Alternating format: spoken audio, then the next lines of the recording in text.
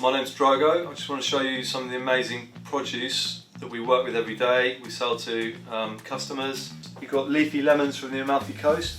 You scratch them there. It's completely different lemon to what you see in the supermarket. There's no wax on it, it's just a beautiful flavour. Baby mangoes, many mangoes from Peru. Prickly pear, which is cactus fruit from Colombia. Atemoya here, which is the cousin of the cherry moya, which is like a custard apple. Inside it's like a sort of custardy, sugary, really nice. I mean, again, most people have never seen this or tasted it, but there's a lot of people out there looking for these things.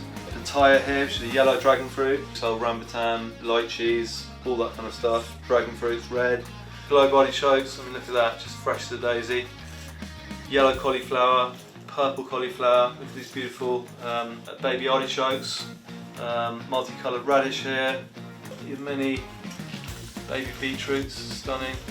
All these veg are available on the website finefoodsspecialist.co.uk. We've got about 300 lines of weird and wonderful fruit and veg products, well worth of it. finefoodsspecialist.co.uk.